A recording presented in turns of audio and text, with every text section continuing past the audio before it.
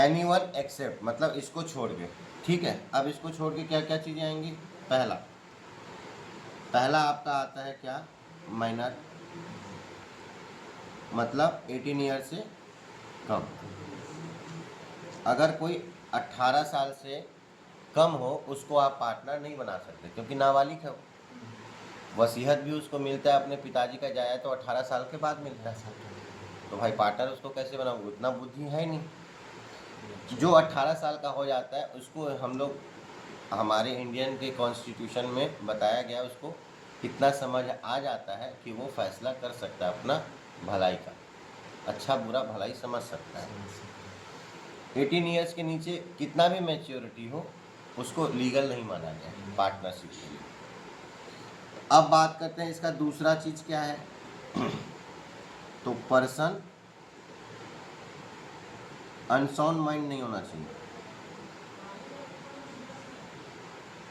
Unsound mind नहीं होना चाहिए। अनसाउंड माइंड का मतलब पागल, है ना। अनसाउंड माइंड नहीं होना चाहिए। अगर कोई आदमी अनसाउंड माइंड है तो वो क्या करेगा? डिसीजन ले पाएगा क्या बिजनेस का सही तरीके से? वो तो आपको भिखारी बना देगा, रोड में ला देगा, खुद भी उसके साथ पागल हो गया। पागल इंसान क्या करता है? दूसरे को पागल बनाता है कि नहीं बनाता है कि नहीं? तो ऐसे इंसान को आप क्या कर सकते हो? पार्टनर नहीं बना सकते, इसको छोड़ के बाकी लोगों को बना सकते। तीसरा क्या है? Person who disqualified by law, person disqualified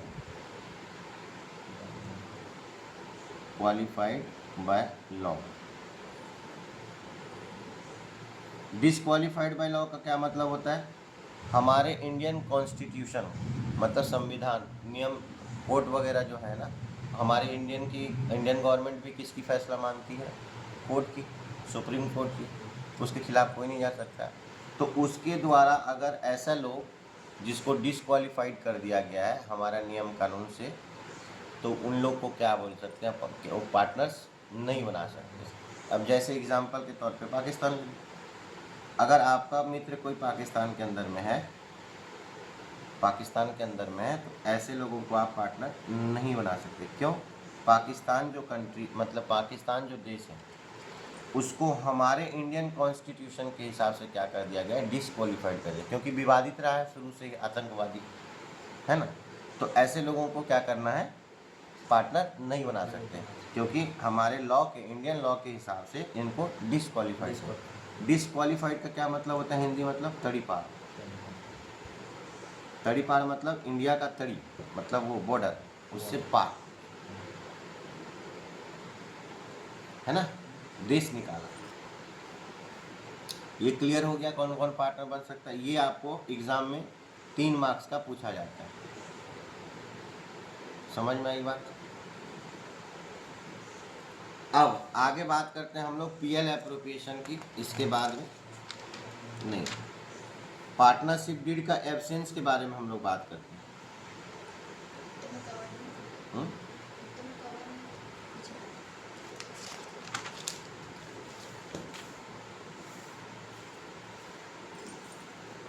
partnership deed अभी हम लोग समझ गए पार्टनरशिप डीड क्या होता है। अब हम लोग उसके एब्सेंस की बात करते हैं।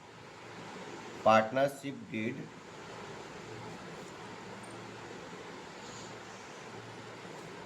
इसमें क्या रहता है? सब नियम कानून दिया रहता है, क्या क्या देना है, क्या क्या नहीं देना है, कितना परसेंटेज देना है, किस रेशियो में देना है, सब चीज़ मेंशन रहता है ना।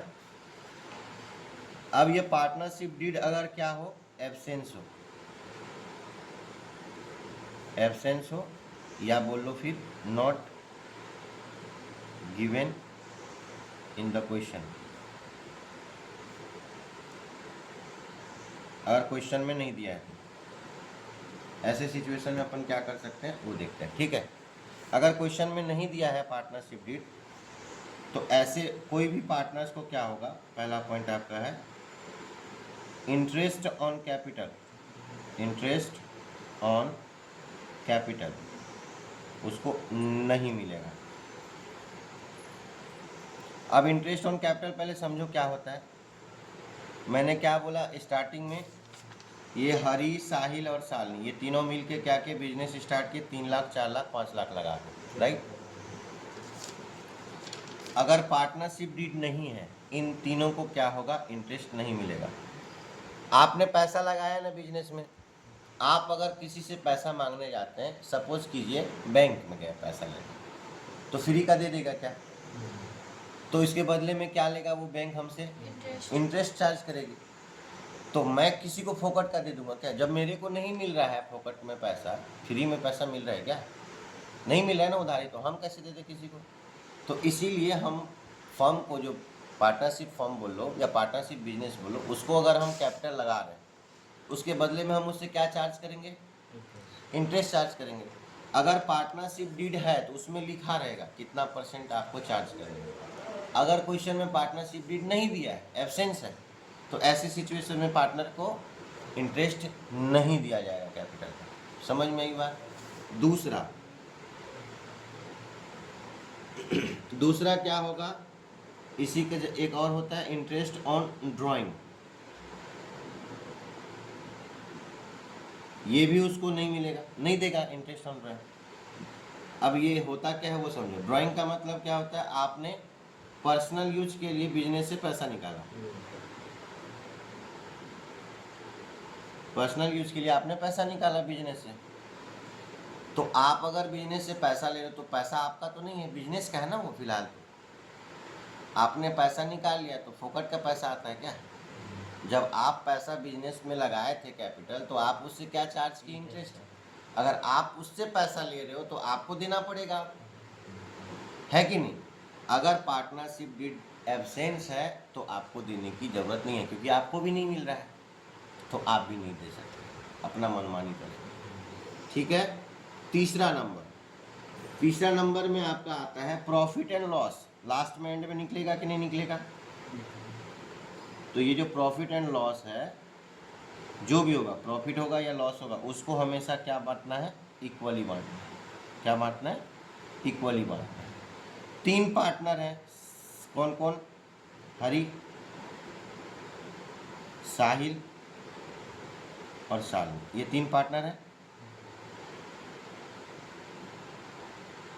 इक्वली बोला मतलब इसको भी 1 मिलेगा, इसको भी 1 मिलेगा, इसको भी 1 मिलेगा, बराबर बराबर बढ़ गया। 1:1:1, 3 लोग हैं तो बराबर मिल गया, है कि नहीं? 3 लोग हैं तो 3 हिस्सा हो गया, 1/3 इसको, 1/3 इसको, 1/3 इसको, 1/3 1/3 1/3 सबको इक्वली मिल गया। समझ में आई बात? चौथा नंबर में आपका क्या आता है पॉइंट? चौथा नंबर में आता है रेम्यूनरेशन।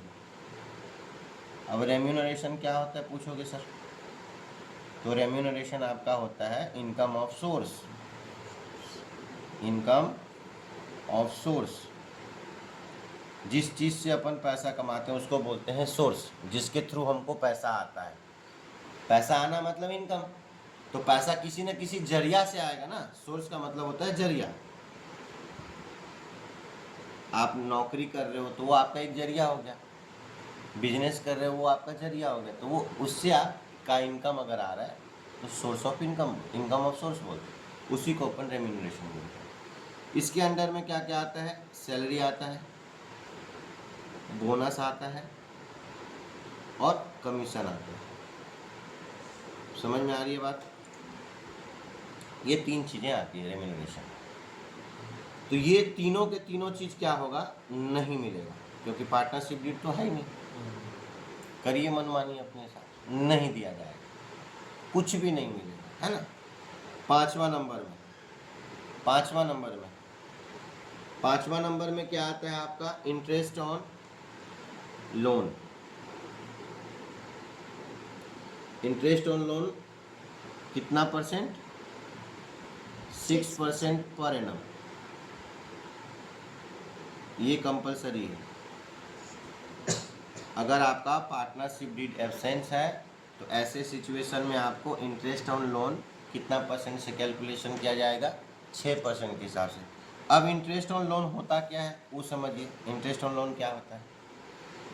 आप लोन कौन देगा? पार्टनर देगा।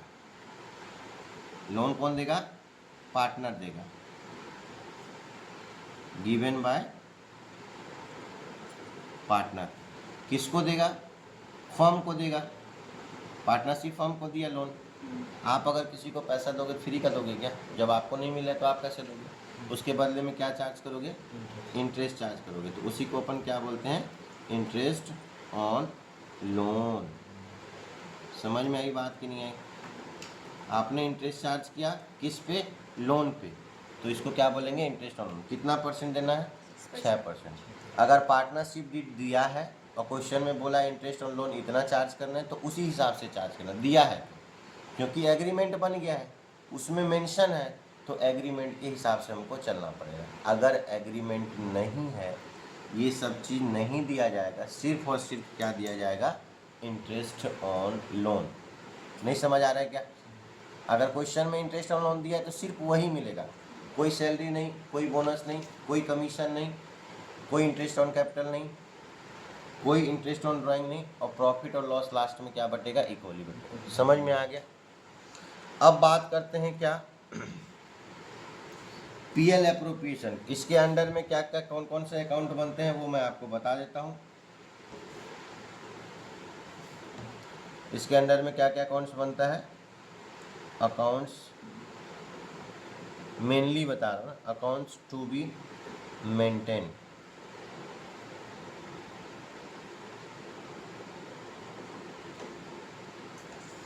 Accounts to be maintain. क्या क्या मेंटेन होता है इसके अंदर में? अकाउंट्स क्या क्या बनता है वो देख लीजिए। सबसे पहला आपका क्या बनता है? मैंने बताया था पीएल एप्रोप्रिएशन अकाउंट बनता है इसके अंदर। समझ में आया बात?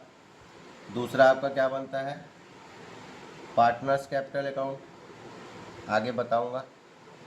Partners capital account. अब पार्टनर्स कैपिटल अकाउंट में दो अकाउंट बनता है। एक आपका बनता है कैपिटल अकाउंट, एक आपका बनता है करेंट अकाउंट।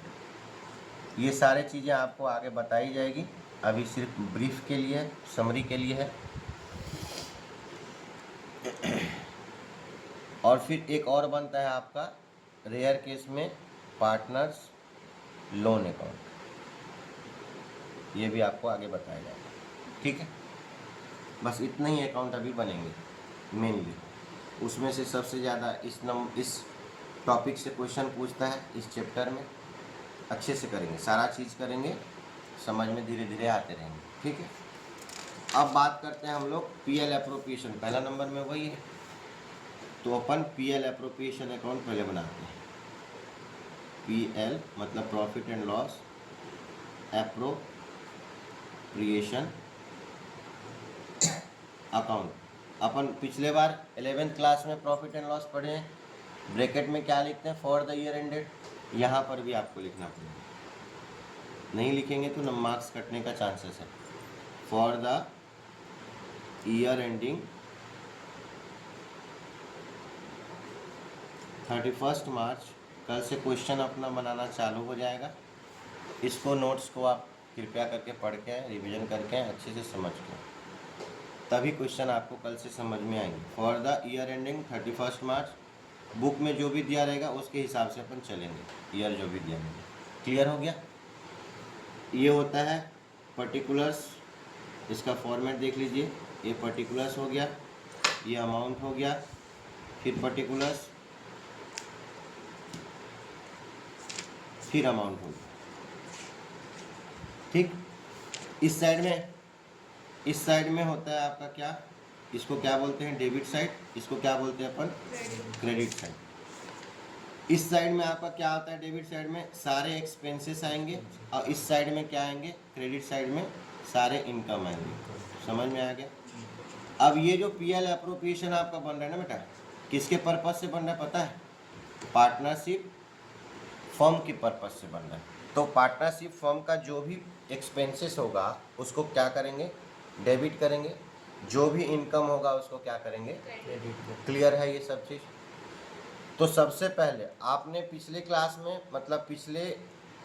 मतलब 11वीं क्लास में आपने क्या पढ़ा था? ट्रेडिंग।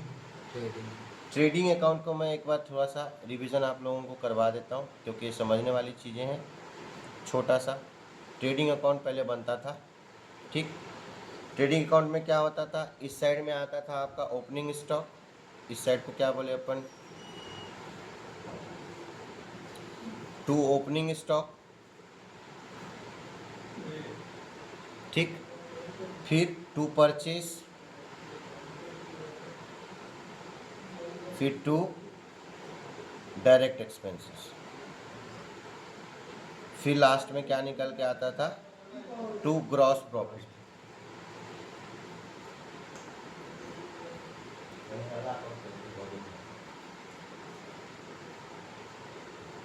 ठीक है।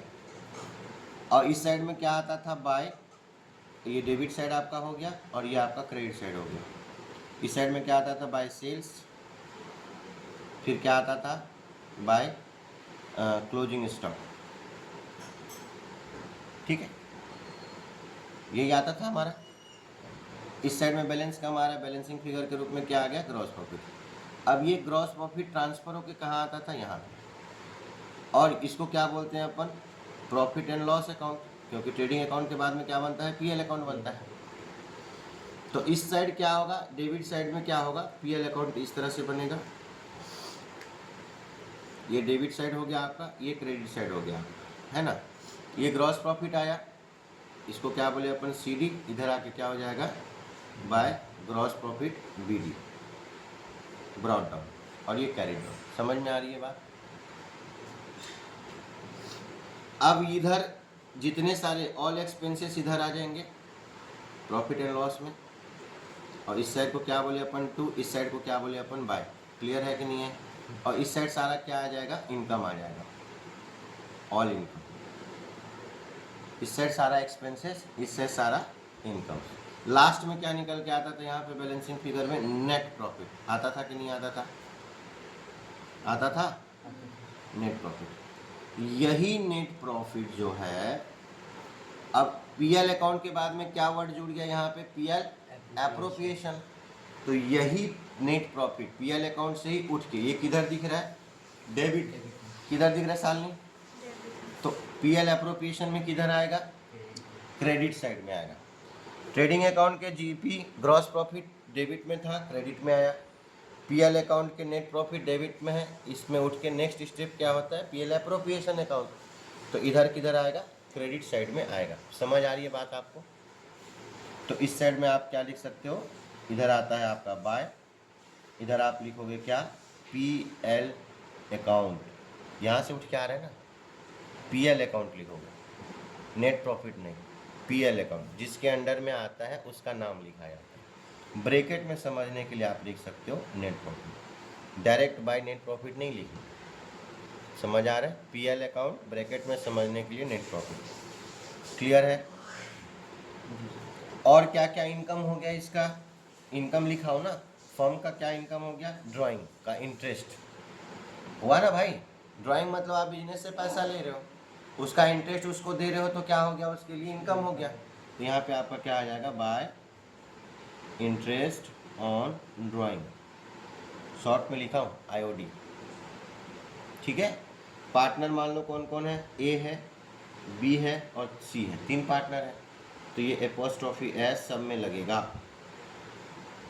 एस कैपिटल अकाउंट लिखना जरूरी है ये वर्ड, बीस कैपिटल अकाउंट और सीज कैपिटल अकाउंट, इस प्रकार से आपको लिखना है। जो भी इंटरेस्ट दिया रहेगा या जितना परसेंटेज दिया रहेगा क्वेश्चन में, उसके हिसाब से हमको निकालना है। या तो अमाउंट वहाँ पे बता देगा, ए ने 300 रुपया जमा किया इंटरेस्ट, बी ने 400, सी ने 500, या फिर उसमें परसेंटेज दे दिया जाएगा और इंटरेस्ट और ड्राइंग कितना कितना किए हैं वो दिया जाए, मतलब कौन कितना पैसा निकाला है, उस पर 5% इंटरेस्ट दे रहा है या 4% दे रहा है, वो क्वेश्चन में आपको बताएगा, उसके हिसाब से हमको करना। समझ में आया। ये बस इनकम है, इनकम की बात हो गई। अब इससे खर्चा, पेमेंट तो करेगा ना भाई, ये बिजनेस का इनकम हो गया। अब जो भी उसका बिजनेस का खर्चा वो करेगा। तो पहला खर्चा आपका क्या आएगा, इस साइड में आता है to interest on capital, IOC. समझ आ रही है बात कि नहीं आ रही।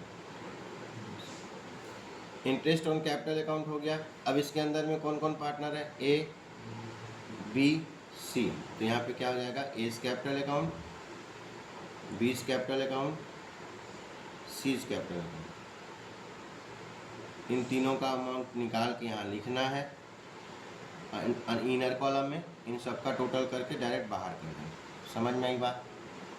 ये खर्चा हो गया ना फर्म का, क्योंकि भाई बिजनेस में कैपिटल बिजनेस के पर्पज से बना रहा हूँ, मतलब बिजनेस को पैसा कोई दे रहा है, तो बिजनेस का कर्तव्य क्या है, वो उसको उसके बदले में इंटरेस्ट उसको दे।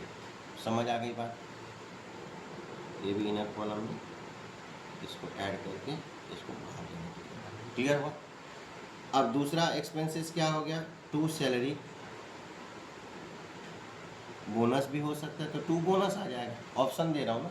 सैलरी देगा तो सिर्फ टू सैलरी अकाउंट लिखना है, बोनस देगा तो टू बोनस अकाउंट, या कमीशन अगर बोलेगा तो टू कमीशन अकाउंट लिखना है। समझ में आया? इन तीनों में जो बोले। कौन कौन पार्टनर है, ए है, बी है, सी है। सबको सैलरी नहीं मिल सकता, सबको बोनस नहीं मिल सकता, सबको कमीशन नहीं मिल सकता। क्वेश्चन में आपको बताया जाएगा। ए हो गया, अगर ए है, मान लो क्या बोला क्वेश्चन में, सैलरी दिया जा रहा है किसको, ए को दिया जा रहा है, जो भी अमाउंट दिया रहेगा तो सबसे पहले आप क्या लिखेंगे, टू सैलरी अकाउंट, उसके नीचे में क्या लिखोगे, एज कैपिटल अकाउंट, जो अमाउंट रहेगा वो डायरेक्ट बाहर आपको लिखना है, क्योंकि सिंगल आदमी हो। समझ में आई बात? अगर मान लो बोनस बोला, और बोनस बोला क्या, सिर्फ और सिर्फ बी को मिलेगा, तो यहाँ पे आपको क्या लिखना है, टू बोनस अकाउंट, फिर उसके अंडर में क्या लिखना है, बीज कैपिटल अकाउंट। पहले हेडिंग आएगा, फिर उसके अंडर में वो लिखना है, और जो भी अमाउंट आएगा उसको आपको बाहर लिखना है डायरेक्ट, क्योंकि सिंगल आदमी है, अंदर इनर कॉलम में लिखने की जरूरत नहीं है, डायरेक्ट बाहर कॉलम में लिख देंगे, ऑर्डर कॉलम। ठीक है। तीसरा आपका हो गया सी। अब मान लो कमीशन बोलेगा क्वेश्चन में, सी को सिर्फ दिया जा रहा है ना। तीनों पार्टनर है, तीनों का काम अलग अलग है, क्योंकि एक आदमी सब काम तो कर नहीं सकता, तो सब अपने हिसाब से बांट लें। कोई सैलरी बेस पे काम कर रहा है, कोई बोनस बेस पे काम कर रहा है, कोई कमीशन बेस पे काम कर रहा है, सबका काम अलग अलग बटा है, तो उस हिसाब से उसको वो रेम्यूनरेशन मिल रहा है। समझ में आई बात? सीज कैपिटल अकाउंट हो गया। अगर कमीशन उसके अंदर है तो पहले कमीशन का हेडिंग आएगा, टू कमीशन अकाउंट, उसके अंदर में सीज कैपिटल अकाउंट करके लिखो, अमाउंट को आप ऑर्डर कॉलम में लिख सकते हैं। क्लियर हो गया? अब फिर एक वर्ड आपको और बताया था, इंटरेस्ट ऑन लोन के बारे में अभी थोड़ी देर पहले समझाया हूँ, वो भी तो खर्चा है। लोन कौन दे रहा है, पार्टनर। किसको दे रहा है, फर्म को। तो फर्म पैसा ले रही है ना, तो उसके बाद भाई वो उधारी लेगा तो उसके चुकाएगा भी तो सही, उसको फ्री का पैसा मिलेगा क्या, नहीं, उसके बदले में क्या मिलेगा, उसको इंटरेस्ट देना पड़ेगा। समझ आ रहा है कि नहीं आ रहा है? नहीं आ रहा है?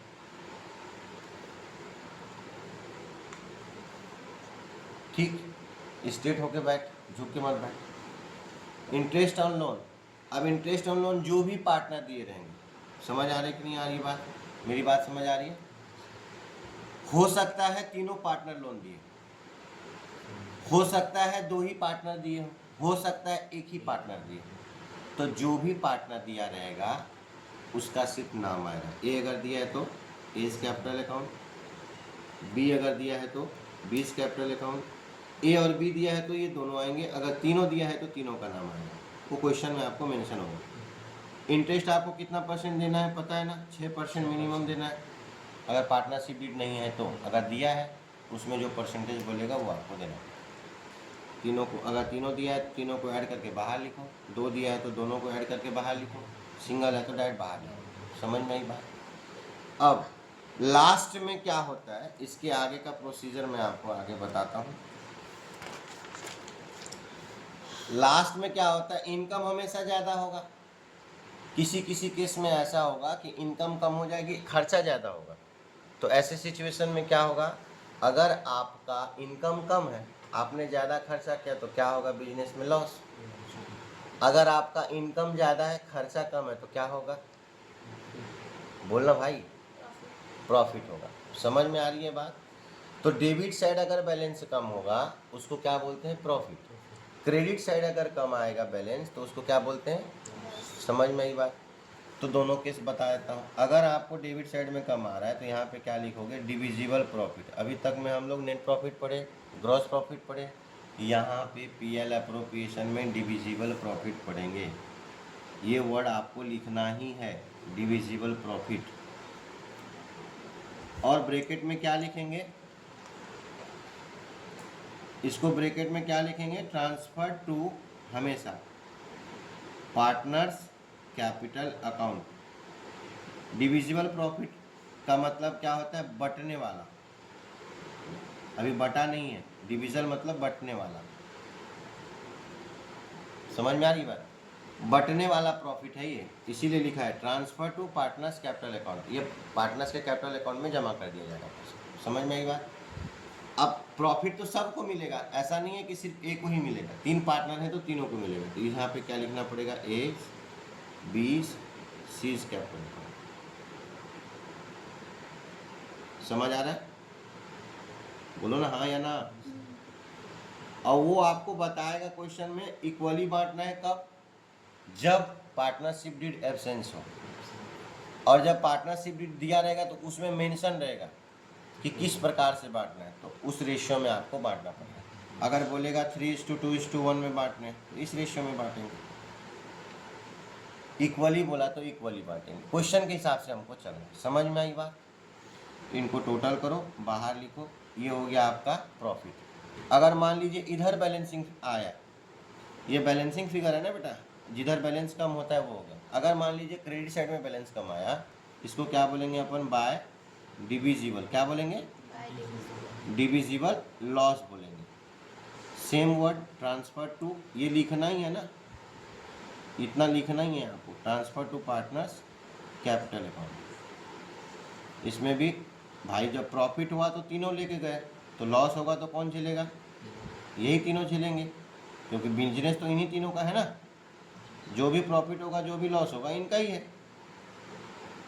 तो ये भी जो रेशियो आपको दिया रहेगा उस रेशियो में आपको क्या करना है, डिस्ट्रीब्यूट करना है, क्योंकि डिविजिबल चीज़ है। डिविजिबल मतलब बंटने वाला है।